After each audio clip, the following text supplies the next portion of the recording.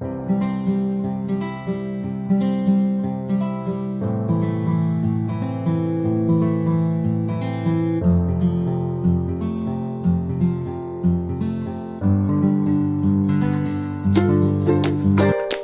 அலைக்கும் ஃப்ரெண்ட்ஸ். இன்றைக்கி மட்டன் தம் பிரியாணி செய்ய போகிறோம். அதுக்கு நம்ம மசாலா ஃப்ரெஷ்ஷாக தான் அரைக்கணும். அதுக்கு மசாலா 2 லீஃபு, 2 துண்டு பட்டை, ஜாதிப்பூ, 1.5 ஸ்பூன் மல்லி, 1 ஸ்பூன் ஜீரகம், 1/2 ஸ்பூன் சோம்பு, 1 ஸ்பூன் மிளகு, இதெல்லாம் நம்ம சேர்த்து ரோஸ்ட் பண்ணிக்கணும். லைட்டாக தீய விட்டுறக்கூடாது. அப்புறம் நம்ம எண்ணெய் ஊற்றி 2 பெரிய வல்லாரியை நம்ம அதை பொரித்து எடுத்துக்கணும். தீய விட்டுறக்கூடாது. அந்த மாதிரி கோல்டன் ப்ரௌனில் இருக்கையிலே நம்ம எடுத்துக்கிறோம். இதை எடுத்து நம்ம தனியாக வச்சுக்கணும். அப்புறம் நான் இஞ்சி, பூண்டு, பச்சை மிளகாய், மல்லி 4ஐயும் ஒன்றா சேர்த்து நான் மிக்சியில் அரைச்சி வச்சுருக்கேன். 1 கிலோ மட்டன் எடுத்து வச்சுருக்கேன். அதை க்ளீன் பண்ணிவிட்டு அதில் நம்ம இஞ்சி, பூண்டு, மல்லி, பச்சை மிளகாய் அரைச்ச பேஸ்ட்டை நம்ம அதில் சேர்த்துக்கணும். அதுக்கப்புறம் நம்ம பொடி பண்ண மசாலா, வறுத்து பொடி பண்ண மசாலாவை சேர்த்துக்கணும். மஞ்சத்தூள் சேர்த்துக்கலாம் 1 ஸ்பூனு. அப்புறம் மிளகாத்தூள் நம்ம காரத்துக்கு தக்கன சேர்த்துக்க வேண்டியதுதான். நான் 1 ஸ்பூன் சேர்த்துருக்கேன். அப்புறம் 1/2 கப்பு தயிர், நல்லா கெட்டியான தயிர் எடுத்துக்கணும். அப்புறம் தேவையான அளவு உப்பு, இதெல்லாம் போட்டு நம்ம பொரித்து வச்ச வெங்காயத்தில் கொஞ்சமாக போட்டு அதையும் நம்ம இதோட சேர்த்து கிளறிக்கணும்.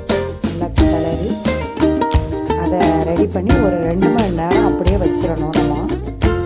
நம்ம சாதம் வைக்கிற பாத்திரத்தில் நம்ம வெங்காயம் வதக்கின எண்ணெயை ப்ளஸ் கொஞ்சம் சேர்த்துட்டு நம்ம தண்ணி சேர்த்துக்கணும். தண்ணி சேர்த்து பட்டை, ஜாதிப்பூ, இதெல்லாம் சேர்த்து நம்ம நல்லா கொதிக்க விடணும். உப்பு போட்டு நான் பாஸ்மதி ரைஸை 1 கிலோ ரைஸ் எடுத்து நான் ஊற வச்சுருக்கேன் ஒரு 1/2 மணி நேரம். அது ஊறின பிறகு நம்ம தண்ணி கொதிச்சதோட நம்ம அதில் சேர்த்துக்க வேண்டியதுதான். அதில் சேர்த்து நம்ம கொலைய விட்டுறக்கூடாது. சாதத்தை கொஞ்சம் உதிரியாக எடுத்துக்கணும். ஒரு 3/4 பங்கு வேகணும். நான் அதை வேக வச்சுக்கிட்டேன். நல்லா வெந்தத்தோடு நான் அதை வடிகட்டிக்கிட்டேன். வடிகட்டி எடுத்துட்டு நம்ம அதுக்கு இடையில் நான் கறியை விசிலில் வச்சுட்டேன்.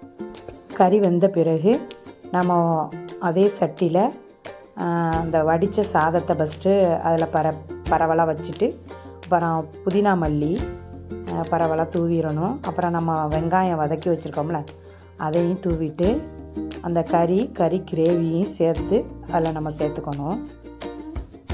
சேர்த்த பிறகு மறுபடியும் அது மாதிரி மறுபடியும் அந்த சாதத்தை நம்ம அதில் சேர்த்துக்கணும்.